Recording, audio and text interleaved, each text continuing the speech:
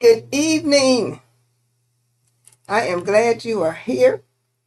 Glad to be back on Thursday night. It seemed like this, I missed my Thursday night. Anyway, tonight, y'all, welcome in. I appreciate everybody that's here and everybody that will be joining us. Tonight, I want to talk about two things. I said we're going to talk about Texas, and we all know, have been inundated about what's going on with Paxton and Corning. But the real story is in our public schools and what's happening in our public schools. And I want to talk about that tonight because I don't think we're giving a lot of attention to it. And it is like flying under the radar. So we're going to talk about public schools because we're going to talk about how they have been and are being systematically dismantled in Texas. And it is planned, it is dastardly, and if you don't, if all you hear is all you hear, you're not hearing all there is to be heard about what's going on with our public schools, because these people are not playing. So I am Dorothy Burton. I don't know if I introduced myself. I am Dorothy Burton. I am your host for This Is How I See It. And we got a lot to talk about as far as public schools and breaking down what's happening in our public schools, what has happened in our public schools, and why it's happening in our public schools. And why am I talking about public schools when we have an election, a runoff coming up, and that's where everybody's mind is? Because y'all, our public schools are our future and our kids. And we are in Texas under a long-term plan, to not only dismantle public schools, but to turn the public schools that's going to be left into religious schools. I know you don't want to believe it, but it's true. So I'm going to start out with the politics of what's going on, and many of you have seen this before. But I'm going to start out with this because this is what's really driving a lot of what we're seeing, not only nationally, but for certain here in Texas. And a lot of it is fear. Fear. So let me start with this. I know you've seen this. If you've been with me a while, you have seen this clip. But I want to start with this clip because this is the genesis of what we're seeing. This is Texas. We're going to bend a knee to no man, to no government for any reason. We're not going to look to Washington, D.C. We cannot afford to lose what is the most important county in the entire country. And last night, we got our butts kicked. We won't be all right in November if we don't work this election harder than we have ever worked any election in the history of this place. This is the easiest place in the history of the world to change power for good. Please, help guys like Aaron. Help guys like Tim O'Hare. Help me. Don't just vote yourself. Get your kids. Get every friend you have. Call it. They hate your skin color. They hate our history. They hate our heritage. They hate this country. They hate everything that we hold dear. And they have a bloodlust to destroy us. These are the worst enemies that you could possibly imagine. And they are right in our midst.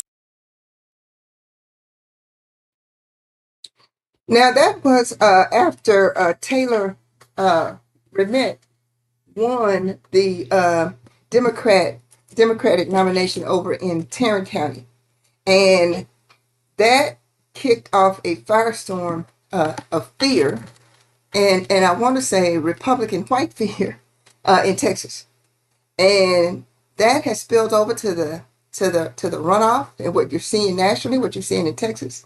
It is a deep, fomented hatred towards Democrats. Now, I have to say I'm neither a Democrat nor a Republican. I just call them as I see them. And that set off a firestorm because it scared them. Because Texas for so long has taken it for granted. And yes, it is a red state. And there hadn't been a statewide victory of Democrats, I think, since 1994. But that race in Tarrant County was a siren call for them. when Taylor beat Wormsgax. I think that's her last name. So that set off a firestorm. And also, if you recall, the March primary, when there was such a horrible election day, precinct only voting. And since then, in Dallas County, we have gone through that with the Dallas County Republican Party. It actually cost the Dallas County Republican Party chair his seat. Lieutenant Colonel Alan West resigned ahead of being booted out or voted out as chairman of the Dallas County Republican Party. And what was his sin? Well, he signed a contract saying that there will be county-wide voting on election day. And that ticked off the precinct chairs, the Republican precinct chairs across Dallas County, who said he did not have the authority to do that. So they were going to boot him out because of that. That was his sin. And they tried to file a lawsuit to get it reversed, but it was too far down the road in the process. So let me give you the schedule before I show you and remind you of just how horrible that night was. Let me put this up here first, because I want you to be aware of it, because early voting starts next week. It starts on the 18th. And the last day to vote in person is May 22nd. And of course, runoff day, election day, is May 26th. Now, in the primary, how that's going to differ, how the runoff is going to differ from the primary, and what cost Alan West his seat, is that the Republicans now have no choice but to allow countywide voting on election day. They were trying to get it reversed to go back to what we saw in the spring, where people were left online voting. People were confused because you could vote countywide except election night. And a lot of people were not prepared for that. And it was horrific. Let me share with you something. And this is how it was during the primary. Lest we forget how horrific that was. Let me share with you this. And what's happening? I am in Dallas, Texas, and I just voted. But I've never experienced what I've experienced before. I live in Capel, Texas. I'm less than a mile away from the main government building where I always been voting for everything else, including, last November. But now when I went up there, they have us all separated in different voting locations. If you're Republican or Democrat, they only gave us 2 locations. But the Republican Party can vote in a nice, fancy, pretty building with the nice, updated machines. They got me at some freaking elementary school where there's some teenagers in there and only 2 adults with some old, outdated voting machines to allow us to vote. And I had to drive 3 miles out of my way just to get here. This is ridiculous. This is not democracy. How dare you guys? Why are you allowing this to happen to this country? I am a veteran. I have served my country. And it's ridiculous. They only have 3 voting machines in there. Only 3. So when people get off of work, they're going to be here all day. But their main locations for the Republicans that I saw, which voting locations, they have all the super nice ones. They have multiple machines to cast their ballots. So they're making us cast our ballots separately, where there's only Democratic polling locations and only Republican polling locations. And they used to have the signs of like who's a Democrat, who's Republican, and for all the things that you're voting for. They don't have none of it. This is not America! Okay, I'm so upset. believe this is happening to our country. Y'all should be ashamed of yourselves, Governor Abbott. All y'all. Shame. Shame. Shame on you guys. This is ridiculous. You're going to do whatever you can to suppress our votes. You already gerrymandered everything. You just gotta make it worse. You just gotta make it harder, huh? That's okay. I still fucking voted, you bastards. I can barely contain my anger at what's happening.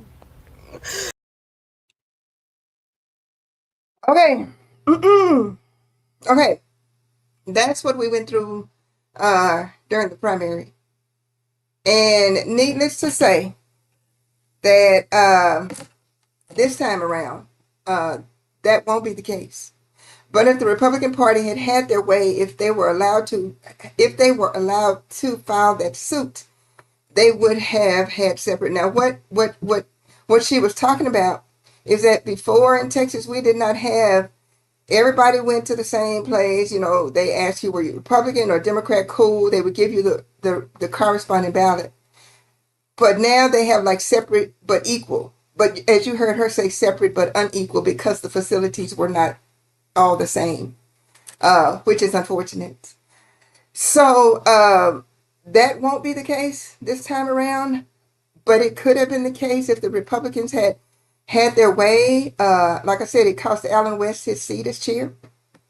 So then that earlier one that I showed you, they have declared war. When I say there, I mean the Republicans have declared war on the rest of us. And it's sad. It's truly sad. So that brings me to the meat of what I want to talk to you about tonight. And it kind of saddens me, and it's kind of scary. And that's our public school systems. Let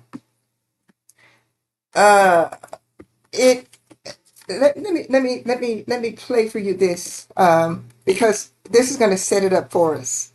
Let me share my screen, and then I'm going to have to get my headphones because my battery's going to run out. But anyway, let me start with this. And he is going to explain it very clearly. And then I'm going to come back and we're going to look at one more video. And then I'm going to talk to you about how they have dismantled our public schools, how they are dismantling our public schools, and what we can expect.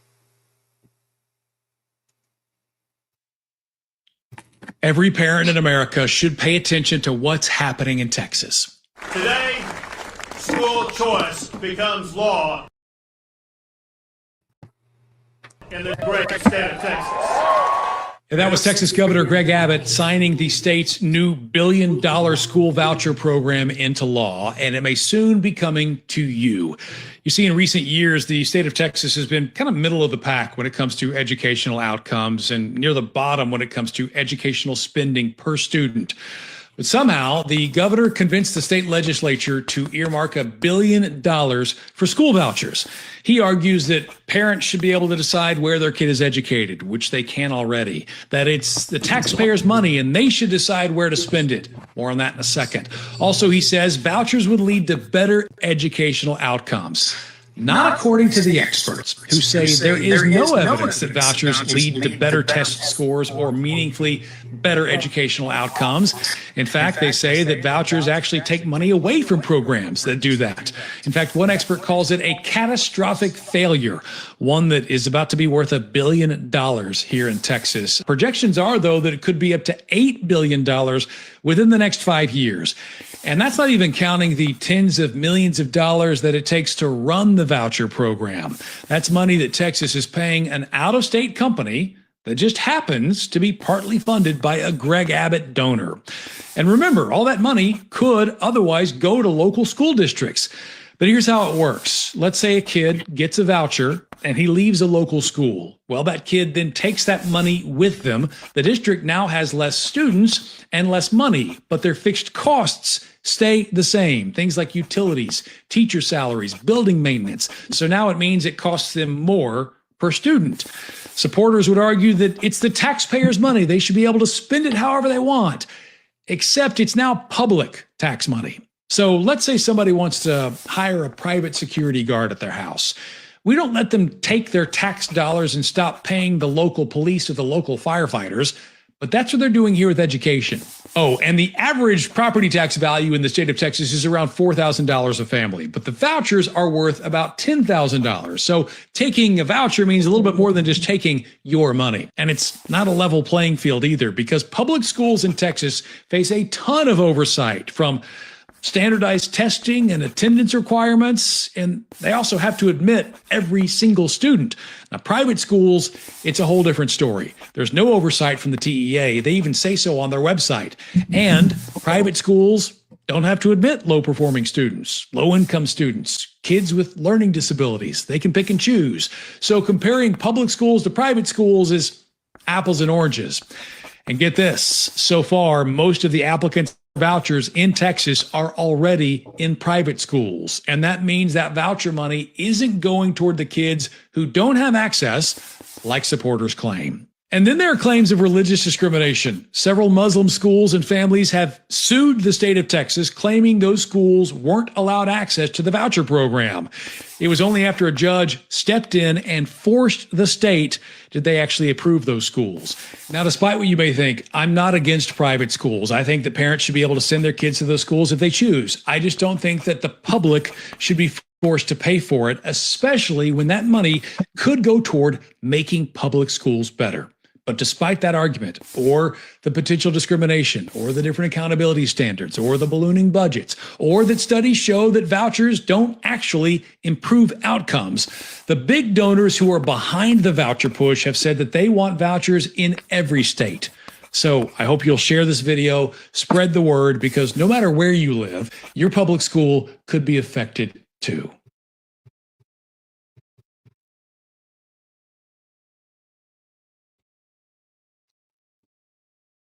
Okay, that sets us up beautifully for what I want to get into. And if you heard him say the big donors, it's almost scandalous what's happening with our public schools, and few people are paying attention.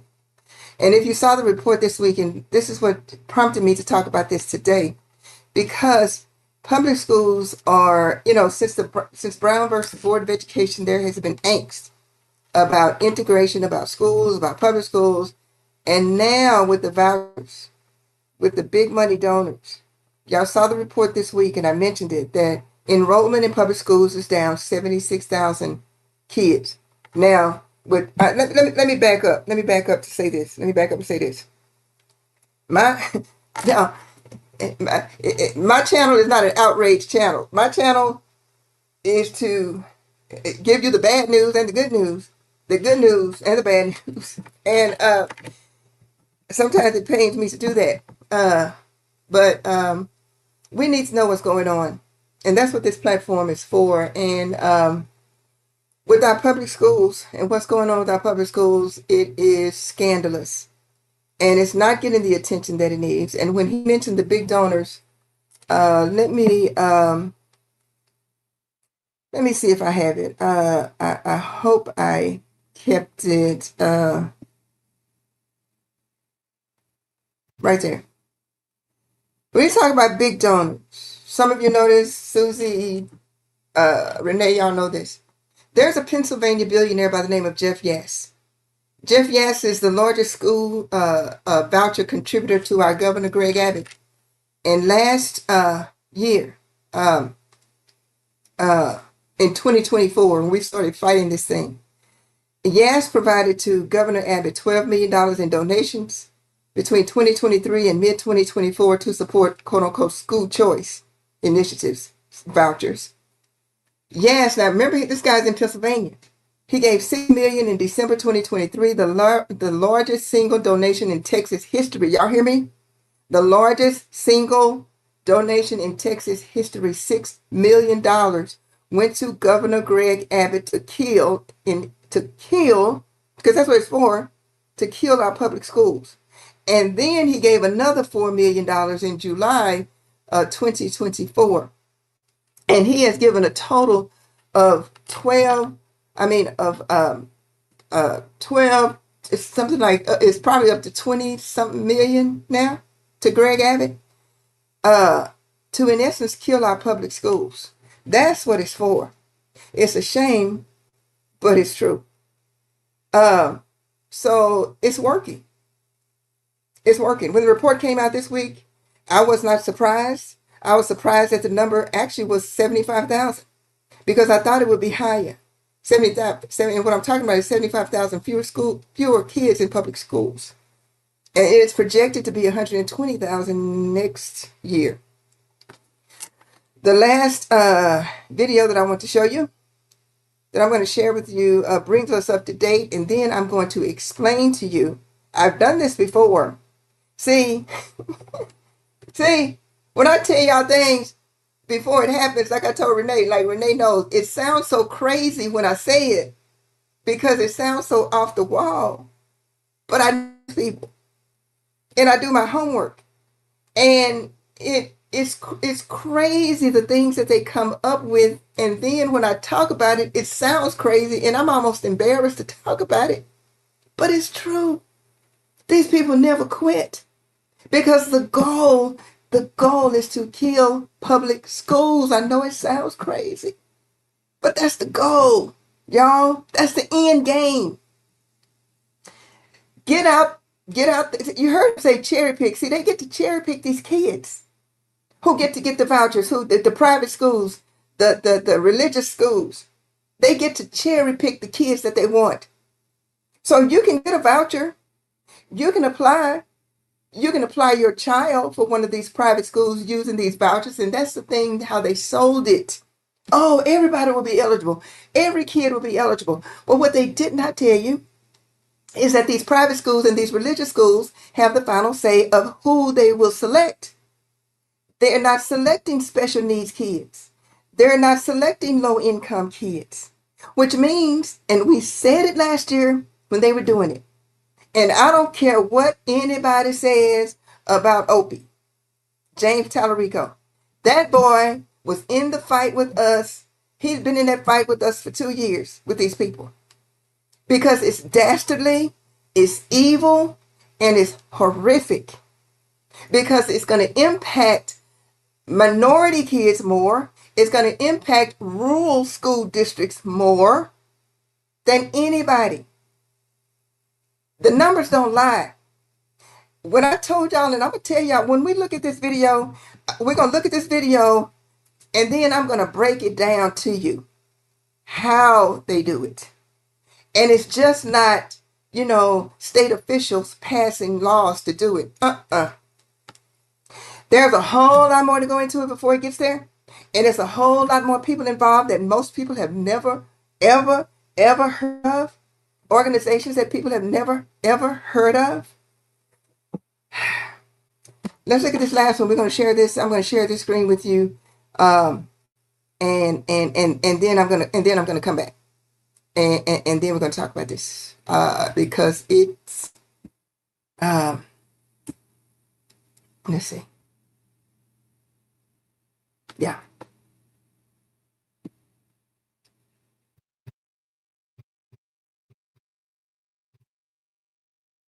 Saw a drop of more than 75,000 students signing up for traditional public schools. And Fox 4's Sean Rabb is in our newsroom this evening with some context about what this means for Texas public schools. Sean. Yeah, let's start with this. It's the first time since 1987, outside of the pandemic, that our state has had a decline in the number of students going to your traditional public school districts.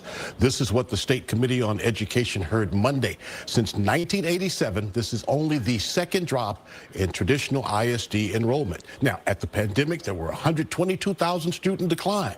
That number bounced back last year. More than 5.5 million students enrolled. This school year, more than 75,000 of those have disappeared.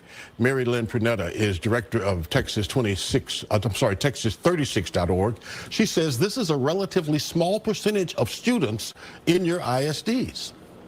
I think the most important number for children and for the moms and dads of Texas is actually whether or not students can read and do math on grade level. And that number for a long time has been incredibly concerning.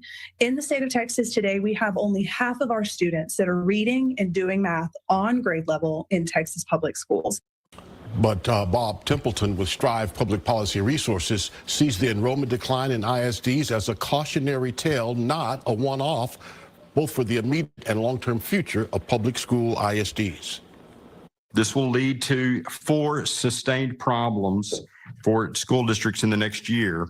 That will be revenue erosion, which outpaced cost relief, a concentration of high-need students, and teacher market stress. Next year's enrollment across our Texas public schools will likely be more than 120,000 students less. And over the next 4 to 5 years, we could be at around 5 million students. While losing as many as 500,000 over the next 3 or 4 years, those leaving the district are majority Hispanic and bilingual students, with 60% of the decline at the elementary K through 5 grade level. Overall, Texas is seeing a 3 to 4% decline in school-age enrollment in traditional ISDs. That means that ISDs could continue to see less state money and be forced to make more hard choices, while alternative education like homeschool, online school, charter schools continue to grow, and we wait to see how many students exit public districts for private schools with the state's new voucher program. There are other factors around also, like birth rates declining across Texas and really nationwide. Plus, Texas has benefited from immigration, people moving here from other states, what they call domestic immigration, as well as coming here from other countries. That brought balance to declining birth rates, but now both of those slowing down as well.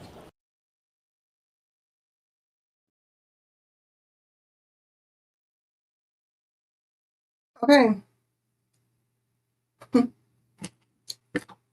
That's half the story. That's half the story.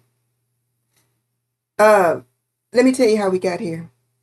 And I want y'all to pay really close attention, because you won't hear this in the news. Excuse me. You won't hear this in the news. And let me back up before I start there. Well, let me start here, because that is only part of the story. I want you to listen really closely, because I know you haven't heard of these organizations before. Those who, I've talked about this one other time, I think it was back in December 2025, or maybe before, and it sounded so outlandish that people didn't believe me. But y'all, this is a concerted effort. And the people behind it, like that Yass guy in Pennsylvania, the billionaire who has given this governor millions of dollars. And what this governor has done, he used those millions of dollars to fund or to support Republican candidates that would do his bidding, because remember, the vouchers wasn't a popular thing. And the state representatives, particularly from the rural counties, opposed it, because in rural counties, school districts are the biggest employer. So they opposed it. So Greg Abbott got this infusion of cash from Yass, millions of dollars, and he also got infusions of cash from the Wilkes brothers, the West Texas billionaires, and Tim Dunn. And he funded Republican candidates to boot out those Republican candidates who would not bend to his will and to the will of these people that are behind the scenes, these behind the curtain people that you never heard of. So he booted them out, and he got in the people that would pass those school vouchers, and they did it. And when James Tallarico tell you he stood up against those billionaires, Opie stood up against those billionaires, because he was right there in the fight with us. Because we know that it's going to impact low-income kids, it's going to impact minority kids, it's going to impact kids with special needs. And by the time I finish tonight, you will have a very good picture of the kids that are left. See, the kids that the private schools and the religious schools are picking, cherry picking, are quote unquote the best of the best. They don't need the money anyway. These parents don't need the money. We said that at the time. that this is going to be a vacation fund for parents who can already afford it or who are already sending their kids to these private schools anyway. And I want y'all to hear what I'm saying, because this is an important issue right now in the state of Texas. Yeah, we got the primaries coming, we got the runoffs coming up, and it's either going to be Corning or it's going to be Paxton. It's going to be Paxton. I'm saying it's going to be Paxton. I think it's going to be Paxton and Tallarico come the fall. That's the fall. But this summer, in June, they are going to be deciding on the curriculum. Now, we already have the Bluebonnet curriculum, which is the religious curriculum that nobody wanted. And they tried to replace school counselors with Christian counselors who did not have to be licensed. And if you saw the news this week, Ken Paxton is going after school districts who have not hung up the 10 Commandments in their schools. He's going to file suit against these school districts. Dallas Independent School District being one of them. If you're in Dallas Independent School District, Ken Paxton is coming after DISD, but DISD said, hey, wait a minute, because the law says that these 10 Commandments have to be donated. The school district don't have to buy these 10 Commandments to hang up in the schools, in the classrooms. They have to be donated. And the group that's donating to schools, I think it's Patriots, it's a right-wing organization that is donating to public schools the 10 Commandments. And once a group donates the 10 Commandments, by law now, that school district has to hang those 10 Commandments in classrooms. This week, Ken Paxton filed a lawsuit against some school districts who have not done that. DISD, Dallas Independent School District, came back and said, hey, the law says that these 10 Commandments have to be donated. We've not had anybody to donate to us. See? So, how can we hang them if nobody donates them? So they are even picking the schools that they want to hang these 10 Commandments in. See? Let's start at the beginning. Let's start at the beginning. I want you to hear this, because it's almost unbelievable. But here you go. We're gonna start right here. The dismantling of our schools. The dismantling of our schools. I've talked about this before. They are methodically dismantled in 5 steps. First, they are starved of funding, which destabilizes school districts. And that means that the state will have to come in and say, oh, you're not meeting code. Oh, you're not meeting standards. So the state has to take over your school district. They have done that. They did that, in Fort Worth? They did that in DeSoto. They done it in Houston, I think. So first, they starve school districts of money. And if you don't have money, you cannot function and do the things that you need to do curriculum-wise for kids. So if you don't get the money from the state, it is to destabilize school districts with the goal of taking over school districts. And I'm going to show you that in a minute.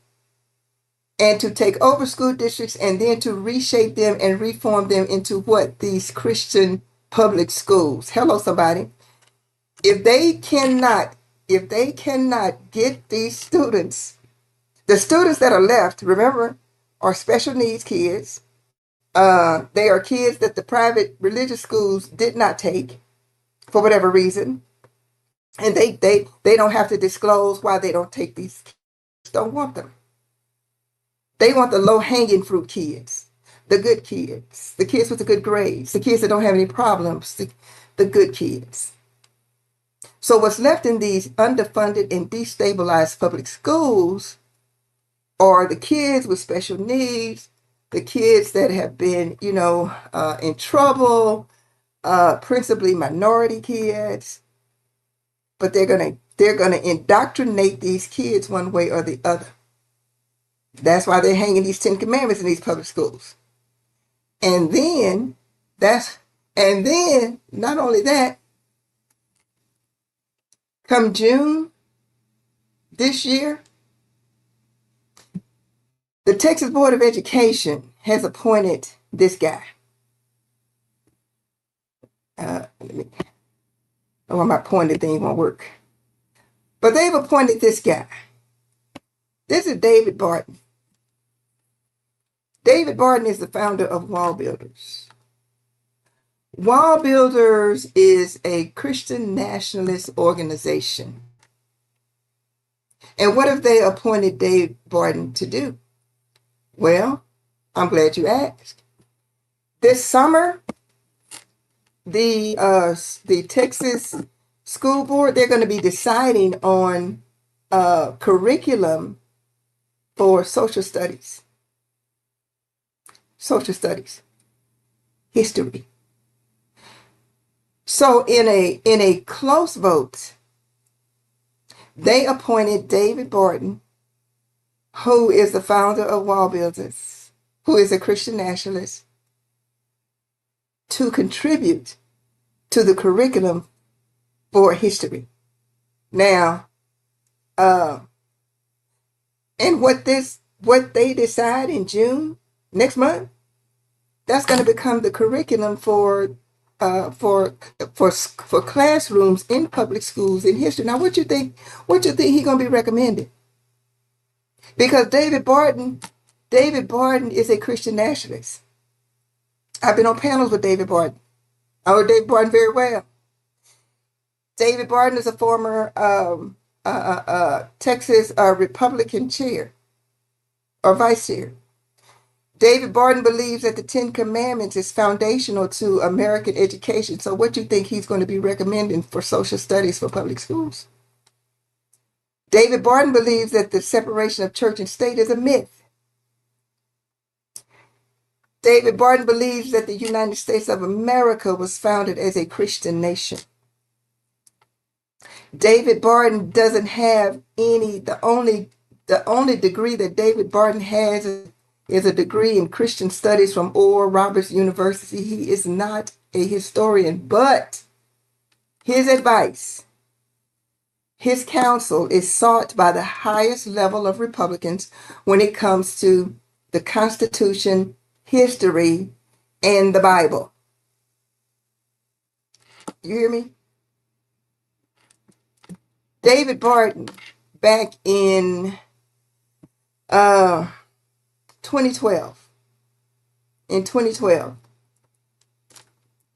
Thomas Nelson, you know the Bible publisher Thomas Nelson pulled David Barton's book, The Jefferson Lies, exposing the myths you've always believed about Thomas Jefferson from the shelves. Why? Due to a loss of confidence. That's almost unheard of for a major publisher like that to pull a book from the shelf because of loss of confidence in its historical accuracy or any accuracy.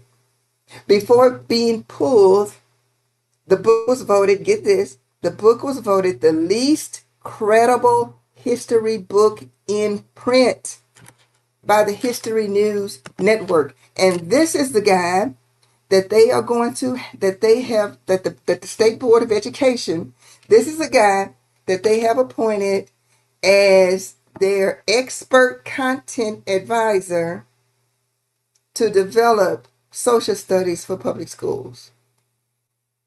A Christian nationalist agenda. See what I'm talking about, public schools? See, all stuff, y'all, my kid long gone from public school. Great education in public school. But our public schools are under assault, and I'm telling you the backstory of how we got here and where we're going. So in June, when they decide, they already have the Bluebonnet curriculum, the Bible curriculum. So when they decide on social studies, the State Board of Education, next month, June, they have somebody like this advising them on history and what to include in the history curriculum going forward for public schools. A person who don't believe in the separation of church and state, a person who believes that the United States was founded as a Christian nation, all that, because he's a Christian nationalist.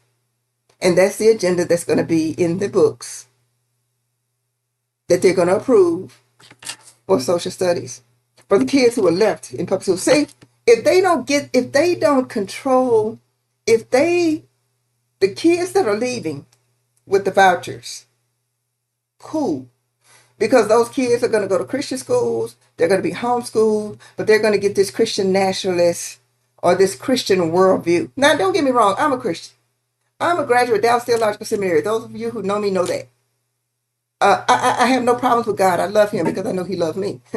But I do have a problem with forcing God where God said he does not belong in public school curriculums. I do have very, very sharp feelings when it comes to that. Not feelings,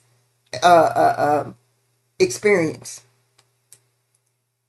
Not only from a theological standpoint, but from a political standpoint too, because I used to be one of those 7 mountain dominionists. I used to teach that. Yeah, I was that too. You know how a person who used to be a smoker, a person who used to be an alcoholic, they're the main ones, the spokesperson against it. Well, that's kind of me. Because I know how dangerous it can be. And to indoctrinate children, school children, in that. And to discount history, factual history, to replace it with that. It's a sin and a shame. But see, that's part of the goal. And I've been saying this for over a year, when I didn't have but 5 people listening to me. That's part of it. Because this 7 mountain dominionism is real. And it's hand in hand with Christian nationalism. As a matter of fact, they're the same, they're 2 sides of the same coin. And now it's in our public schools. So let me get back to what you're not going to believe. And that's the method. And I'm going to start with the funnel. And I start with the funnel because it really is a systematic dismantling. And it begins with 7 mountain dominionism. And 7 mountain dominionism, these people believe that Christianity should rule in the 7 areas of life. You know, business, education, schools, arts, media, you know, the 7 areas of life that touch everybody's life. So that is the root of it. So you go, Dorothy, what is ALEC and what is AFPI and what is America 250 Coalition? And you heard us talk about Turning Point USA because Turning Point USA is at the bottom of the funnel. When we talk about Turning Point USA when we talk about them having chapters of Turning Point USA in these high schools, that's not a disjointed thing. It's connected to a larger plan, and a plan that's been in the works for years, decades. Because see, these people don't think and plan in terms of days and months and years. They think and plan in terms of decades. David Barton founded Wall Builders, I think, in 1988 with the goal of proving that this was founded as a Christian nation in 1988. And look where he is. He's called on by Congress. He's called on by presidents. He's called on by state legislators. He's called on by public officials. Decades. Let me show you how it works. Let me show you how it works, and let me introduce you to how they go about doing this. Excuse me. There's an organization, it's called ALEC. And it's the American Legislative Exchange Council. I know you probably never heard of it. But it's where these people, it's a private organization of state legislators, corporate and ideologic partners, the public sector and the private sector, those who make the laws and those who influence the laws that they want to see made, the money people.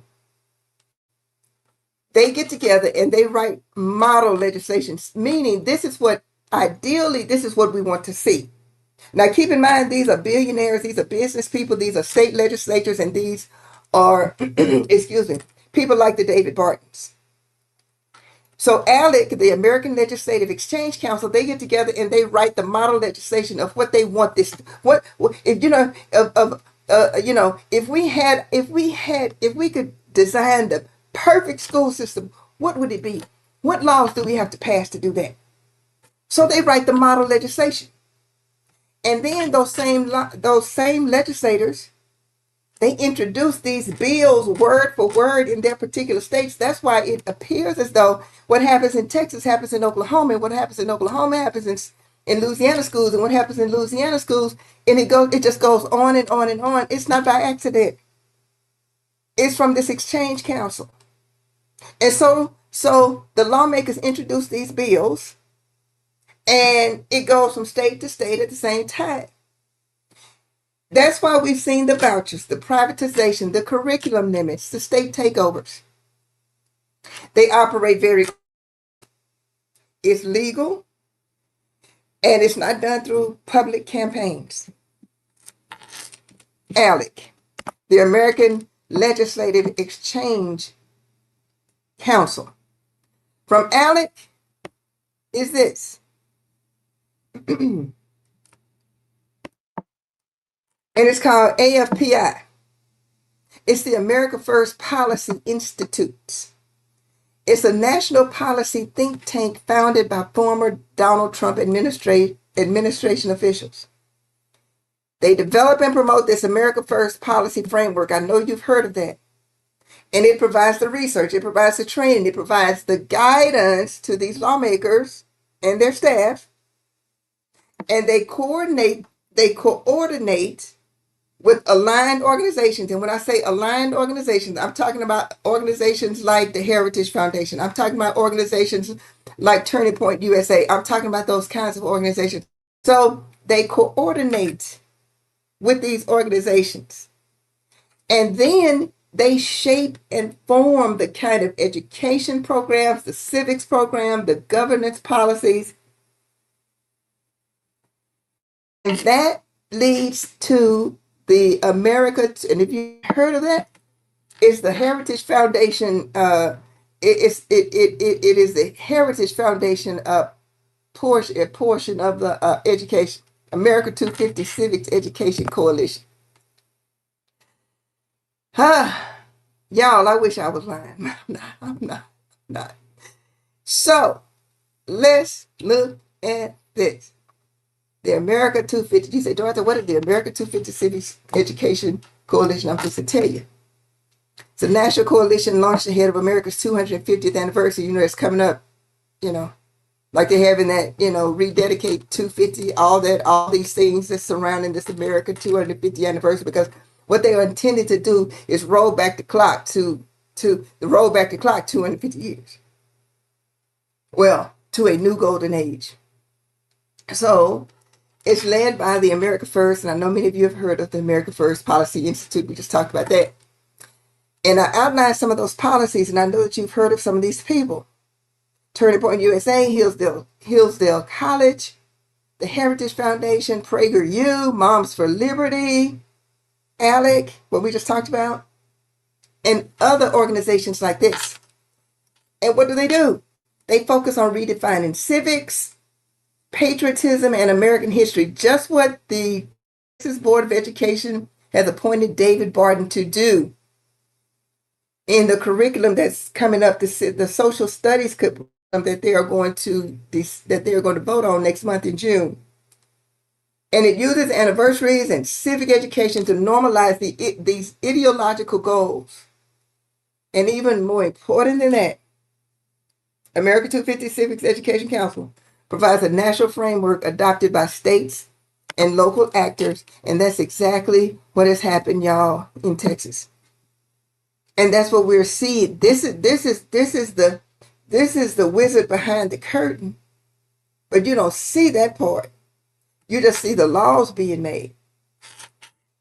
This is the guts of it. This is the meat of it.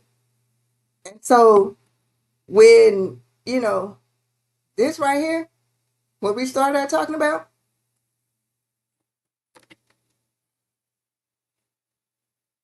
privatizing our schools, they got the money, they got the policy, they got the officials, and it is a coordinated, well-funded, deep-rooted effort to take over our public schools. And let me tell you this other thing. And Charles O'Neill talked about this late last year, or sometime last year. Y'all, the woman that's behind the gambling Sands, what's her name? The woman that was City Hall and all what Dallas is in the uproar about and all that. Well, they've hired a bunch of people in anticipation of gambling being a reality. Yeah. What they got to do with it? Well, when these public schools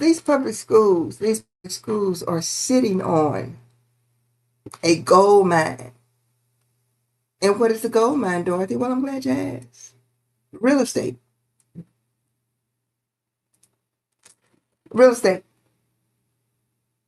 Now, when these public schools close, because see, the public schools still have to have the same level. You know, they have to have the janitors, they have to have all of that, they have to have the people that prepare the meals. It's very expensive. So as these kids leave, they take the money with them. So this drain on the public schools, and I just showed you this, the method. And the replacement is what I just showed y'all. To ultimately turn these schools into Christian schools. That's why Greg Abbott has mandated Turning Point USA chapters in these high schools. And remember I told you the lieutenant governor gave $1 million of his own. They're just not giving them money for nothing. Because the kids that can afford to go to these schools and the kids that get cherry picked to go to these schools, good on them. But do you honestly think that Greg Abbott and Dan Patrick are going to just leave what's left to, teach the right curriculum and all of that? Because if they can't get your kids to leave to go to these private Christian schools, if the kids can't go to the private Christian schools, they're going to bring the curriculum of the private Christian schools to public schools. Hello. And that's what they're doing. That's what they're doing. Step by step by step by step. Let's look at it. The 10 Commandments mandate that they be hung in schools. The Christian counselors that they tried to get in schools. And some schools have replaced regular counselors, trained professional counselors with these Christian counselors. And then the prayer time in schools. Now, school boards have to vote up or down to allow prayer time in schools, and some school districts have allowed prayer time in schools. That's another thing that Ken Paxton is coming after public schools over. Or have the school boards taken action up or down to say whether they're going to allow prayer time in public schools? Y'all hear me what I'm saying? Yeah. And then the curriculum, the Bluebonnet curriculum, that's in the public schools. That's this Christian curriculum. And now the last thing, what they're going to decide on next month, is the social studies history. If kids, and the goal is total indoctrination of this Christian nationalism. That's where we are. And that's what's happening in our public schools. And that's what you're seeing behind all the stuff that you're seeing is coordinated, is planned, and it's just not the state legislators. It begins with ALEC, this private organization of state legislators and the money people and all of that. And people don't have a clue as to what's going on.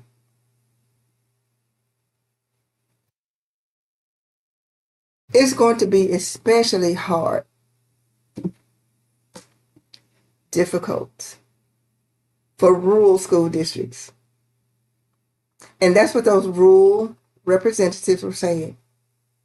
Because if you close down the school district in their town, you close down people's opportunity to earn a living, because so many people are employed by school districts in small towns, in rural towns. So that's where we are, y'all. And I wanted to get that out there, because I know that a lot of people don't understand what's going on with our public schools. And it's not that, just that, kids are going, and then you take into consideration the immigration policies of Trump. The goal is, go back to this, the goal is to starve, to destabilize, to take over, to reshape, just as I told you, with these religious curriculum, prayer schools, all that. Because the ultimate goal is to replace public schools and make them religious schools. I sound crazy, I know. With your tax dollars.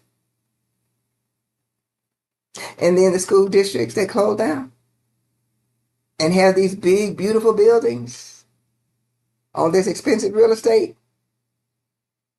Then you get the billionaire class who can come in and buy these empty schools or these facilities. And guess what? Since school districts are going to be starved for money, it's going to be an easy sale. And then they get to turn them into whatever they want to turn them into. High-income housing, whatever. And then you'll get to pass by there and say, ooh, that used to be a school. Yeah. That's where we are, y'all. That's all I got. Let me hear from some of y'all. Yeah, Miriam. And thank you, Susie. Miriam, that's who I was trying to think of. Hey, Susie. Susie is one of our porch members. Part of our neighborhood. And she has already mentioned in job description for teachers. Yeah, y'all. I'm telling you that's the goal. That's the plan. That's the goal. That's the plan. And it's a sin and a shame, but that's what it is. That's what it is. And see, people aren't paying attention, but I'm bringing attention to this again, because this is what's happening. I see it in my hometown. They've taken several schools, and turned them. That's what they're gonna do, y'all. That is what they're going to do, because these schools are sitting on prime real estate. And it is a coordinated effort. I showed y'all the organizations that nobody's ever heard of, practically. Because the goal is to starve and destabilize and reshape. When I say reshape, I mean the curriculum. To put this Christian curriculum in there. And for the schools that's left, these empty buildings, like she said, they're going to be luxury apartments or something else. And you're going to pass by there and say, oh, I remember there used to be a school. There used to be a school right there. What happened? I'm just trying to tell you what's happening. These people are demonic. And the train is way down with our public schools. And when that report came out this week about, we're down 76,000 kids, I had to do this again. Because I want y'all to know what's going on. And I want you to look. I want you to pay attention. Because come June, if they pass this curriculum, and they probably will, it's going to be hard. It's going to be hard. Now let's talk a little bit about this race, about Ken Paxton and John Cornyn. I still say that Paxton is going to win. And what they have against John Cornyn is, y'all remember, and we all do in Texas, remember the Uvalde school shooting when 19 kids got killed? And John Cornyn, Senator Cornyn, signed on to a gun control bill that it really didn't do a whole lot. But it was under the Biden administration. he signed on to that bill. The bill passed. This was in 2022. And MAGA swore, back in 2022 that it was going to get John Cornyn. And all these people that are for John Cornyn, the Phil Grahams, the old school Republicans, George W. Bush, Rick Perry, he got the gamut. I mean, John Cornyn has been a model for the Republican Party. I think he's raised something like $400 million for the party since he's been in office.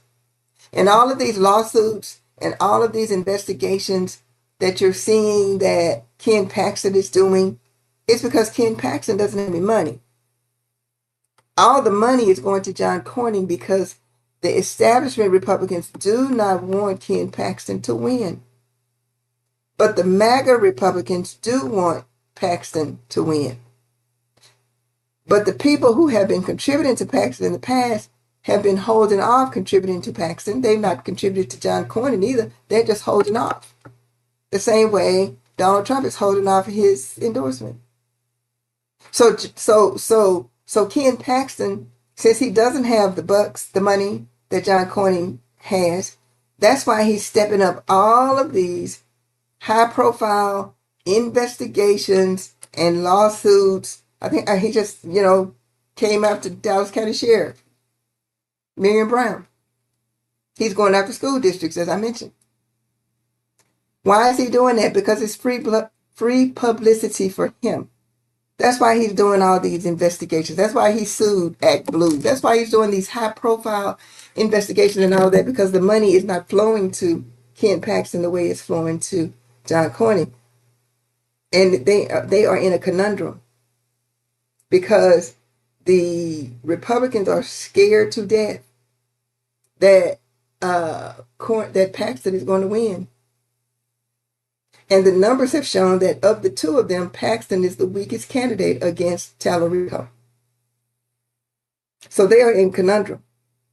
Now, we know that the evangelicals, the Robert Jeffries and the preachers and pastors and all those people have come out and endorsed Cornyn because he's the cleaner of the two. But he's not MAGA's preference. Paxton is. Now, Trump is saying that he may make an endorsement. It would be shocking to me if he comes out. People expecting him to endorse Cornyn because the evangelicals have endorsed Cornyn, and he can't afford to lose the evangelicals, but Paxton is really closer to his heart. And for sure, Paxton is closest to MAGA's heart. And I just saw a statistic today that either 95% or over 95% of the people who voted in the March primary ain't moved. They have not moved. They have not moved. Now, that 13% that Wesley Hunt got, that 13% is going to count tremendously because that 13% could sway the vote between Cornyn and Paxton. Wesley Hunt styles himself as Black MAGA. And if that's the case, then most of those votes then are going to go to Paxton. But we'll see. But I've been saying all the time, and I may be wrong, and I'll be the first one to get on here and tell you if I'm wrong, that I was wrong. But, and as I said, if Cornyn wins over MAGA in Texas, that means that MAGA in Texas has been weakened significantly. Does. So a lot is riding on this race for the Republicans, and a lot is riding on this race for MAGA. And we'll see what they do. But it's a dogfight to the end. And I just wanted to mention that because I showed you the young lady that was so hurt and so broke down. The March primary was horrible. Horrible. And as I said, if Republicans have their way, if they had had their way, it would have been a repeat. But it won't be. It'll be countywide voting. And I'm going to put this up here again because I want y'all to really understand. I want y'all to know. Pay attention to these dates. Because May 26th is not very far off. And there are a number of important local runoffs that are happening in your county as well. So there we go. And let me hear from some of y'all. Terry, we really have our work cut out for us to expose and educate the public. I'm telling you. I mean, and you don't hear about these people. You don't hear about these behind the scenes organizations that's really pulling the strings and donating all this money. But we look up and we have a Christian nationalist agenda curriculum in our public schools, and we go, how did that happen? I just told you. I told you how it happened. And the last thing is the history part. And with David Boyd, they're gonna whitewash history and put in our history curriculum, just like they did that Blue Bonnet curriculum, that America was founded on a Christian nation, as a Christian nation, and the founding fathers were Christian men. Most of them weren't. Some were deists. Some didn't have a faith at all. And, since they love, and I did a video, y'all, since they love to go by the Old Testament, in Exodus, it says that if you kidnap another human and possess that human as a slave, that you're worthy of death. Death. So most of those founding fathers, instead of being revered, they should have been put to death if they want to go by the Bible, if they want to go by the Old Testament, if they want to go by the Ten Commandments, if they want to go by, all this stuff. But they only do that when it conveniences them or tells their story, like David Barton. Oh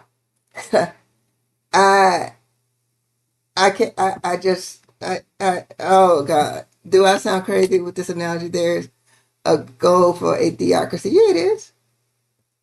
It is. And it's very coordinated. Very coordinated. They're working hard to make themselves. Yeah, they are. And remember what I said? They don't work in, they don't think in terms of years. They think in terms of decades. They just need to get the right people in. And now they do. And y'all, I'm telling you, this public school thing is serious. It's the most serious issue facing Texas that I can tell you. I can tell you. And I don't know any other way to say it. And now Paxton is going to sue these school districts, really? If they haven't taken a vote? Now, let me make it clear. Public schools are not required to provide a set-aside time for prayer, but school districts, public schools, boards have to take a vote, up or down, whether they're going to allow a time for prayer in public schools. And that is what Ken Paxton is coming after public schools about with this particular issue. Because he's saying if you have not hung the 10 Commandments, I'm coming after you. And if school boards, if you have not taken an up or down vote to allow or not allow prayer time in schools, I'm coming after you. And let me tell you what's up with that. See, these Christian counselors, two things with this. Now, the curriculum, school districts didn't have a choice. That Blue Bonnet curriculum is part of the curriculum. That religious, with the white Jesus curriculum, that's part of our public schools already. The 10 Commandments, that's part of our public schools already. The only saving grace with that is if nobody donates a copy of the 10 Commandments to hang in schools, schools don't have to hang them. But they cannot refuse if somebody wants to donate. Okay? So Ken Paxton saying, I want to see if you have those 10 commandments. Now, never mind all the, Thou cannot not commit adultery. Never mind all that. We ain't gonna talk about that. That's not what we're talk about tonight. But Ken Paxton is coming after schools who have not hung the Ten Commandments. He's coming after schools whose school boards have not taken an up or down vote on the prayer. And let me tell you what they're looking for that. Even though it's not a requirement that these schools have prayer time set aside, the law says, see, this is how slick they are. This is how slick they are. The law says that school boards have to take a vote up or down. What you think gonna happen to those schools who voted down, who declined to have prayer time in schools? Those are going to be the schools that they're going to come after. Those are going to be the schools that they're going to be sure to not fund. That's how they roll. And you don't have to not do it. I mean, we're giving you the choice. You don't have to do it. But if you don't do it, yeah, we're taking your money. That's how these people roll, y'all. Now you tell me what's Christian about that. Tell me what's Christian about that. Nothing. But that's the game. It's not a game, Lord Jesus. But that's what they're doing to our public schools. That's why they're doing it. And I just told you who's behind it. Yeah. And the end game, you go back, because I want y'all to get this right here. The end game is that right there. Ultimately, to replace them. Ultimately. That's the end game. To replace them with what? This Christian curriculum. To make public schools Christian schools at the expense of the public. Or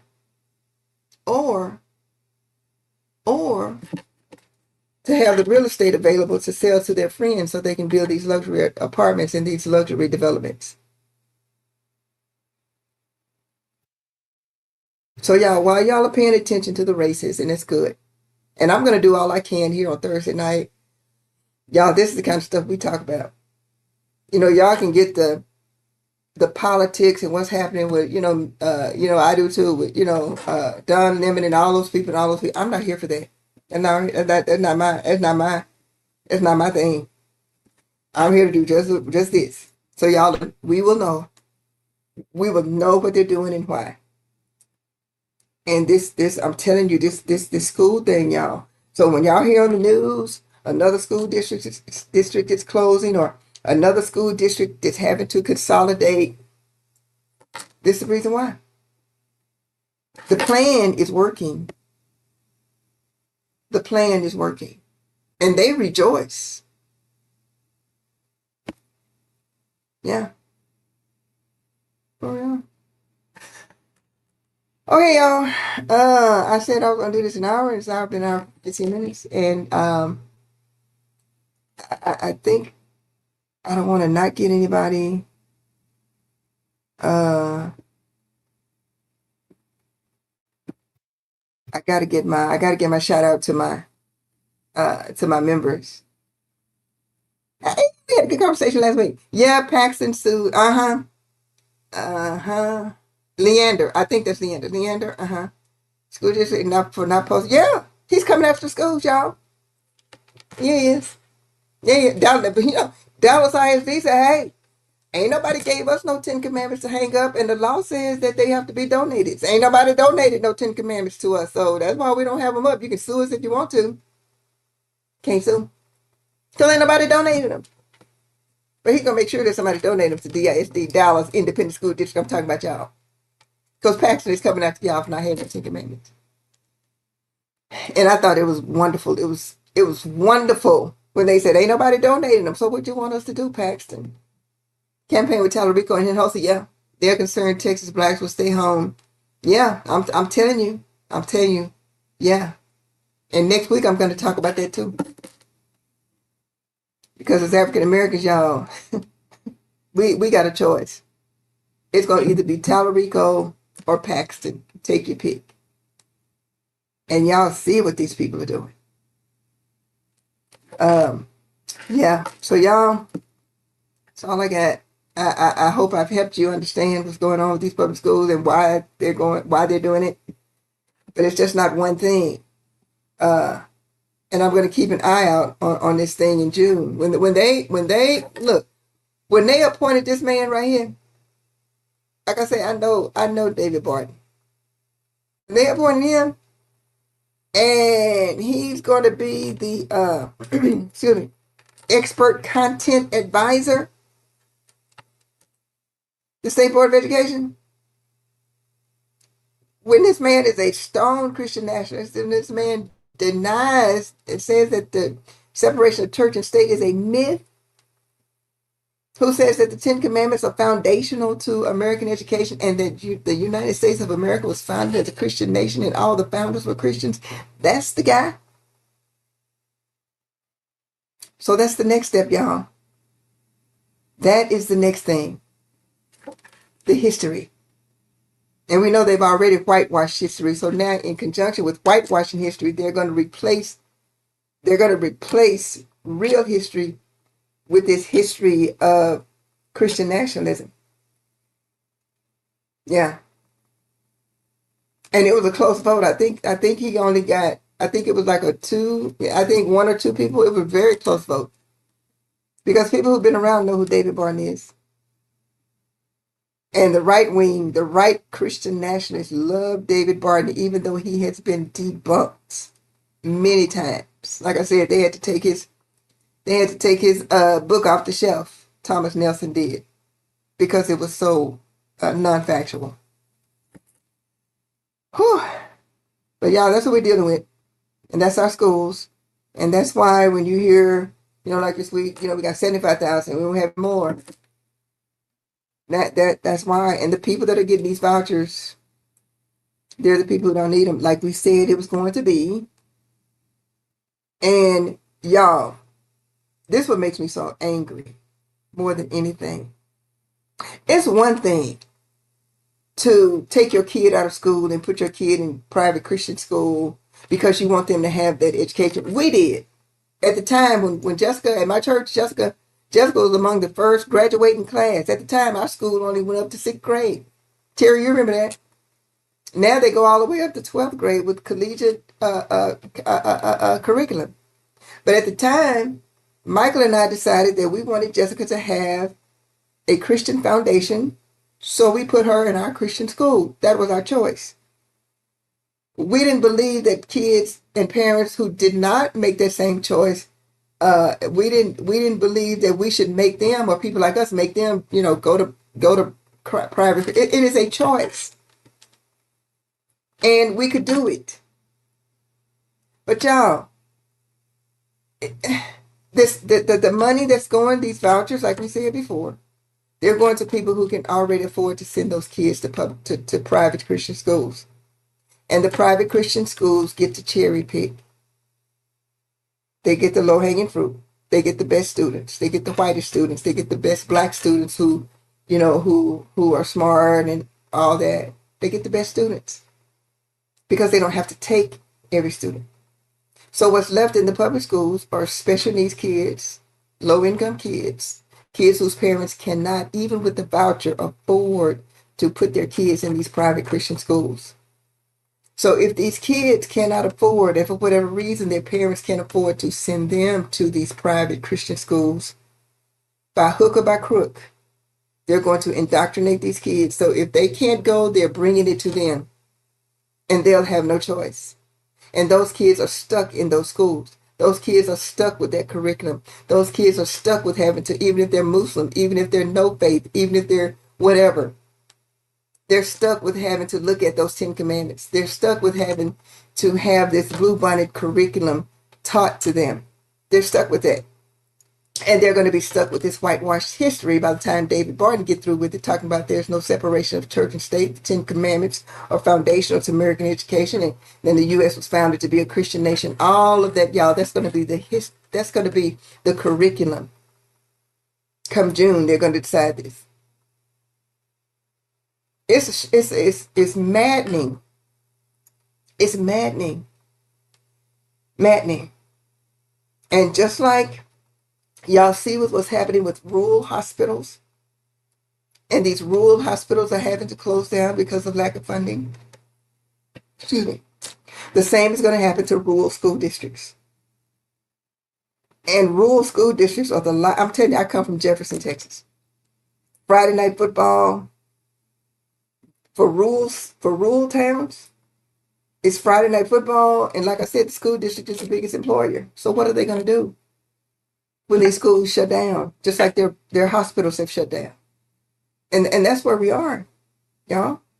I'm sounding the alarm. I sounded the alarm last year. And I know it sounded crazy when I put all this stuff out there showing y'all this, how these organizations, they get together and they decide on what the legislation is going to be.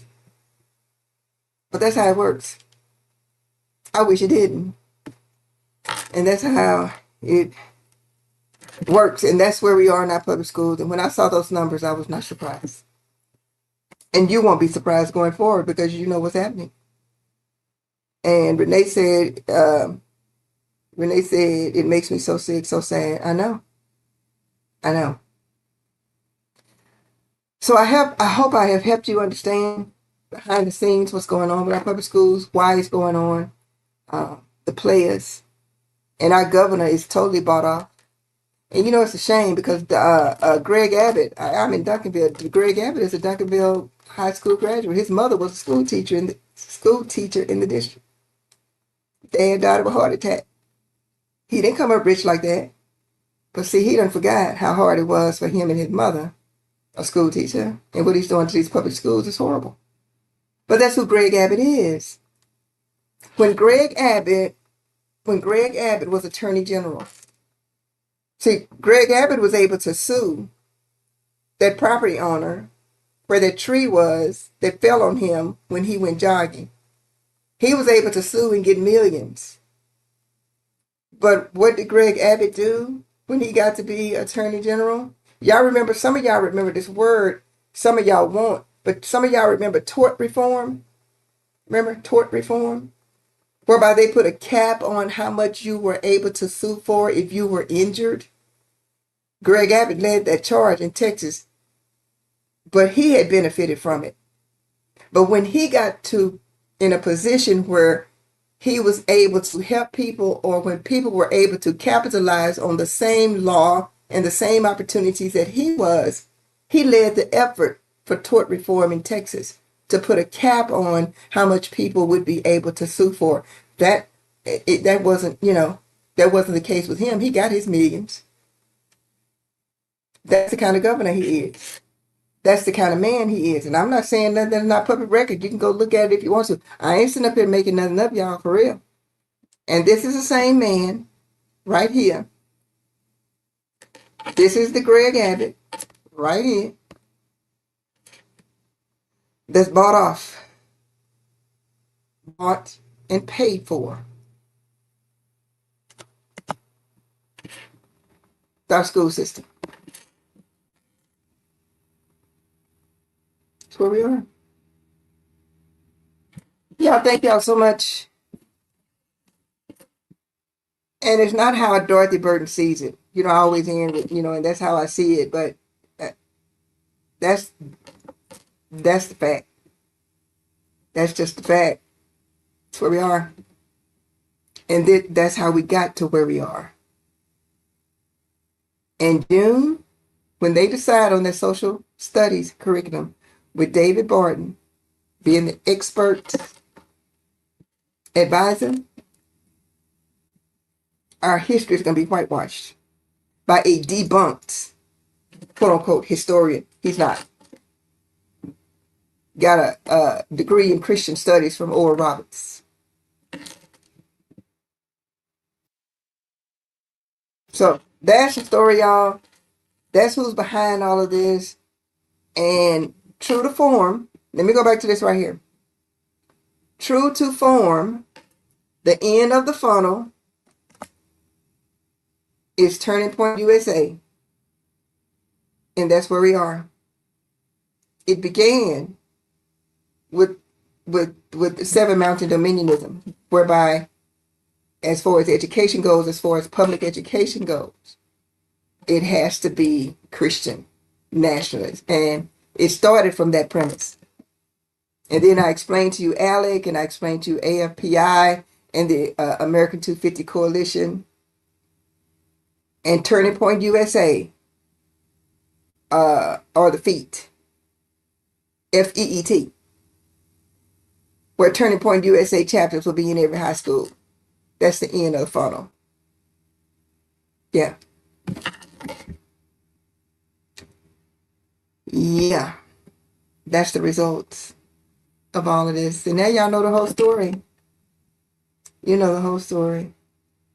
And it's not a pretty one, but it's the facts. So y'all vote. The only recourse we have is the votes. That's all we have. Susie, thank you. Oh, thank you, Susie. Thank you for being part of my neighborhood, and thank you for being so supportive all the time. You're one of my 5 original. When I didn't know what I was doing, I was trying to do this. Y'all. That's where we are. That's how it is. And it makes me sad for our kids. It makes me so sad for our kids. And it makes me sad for our parents who don't have a clue.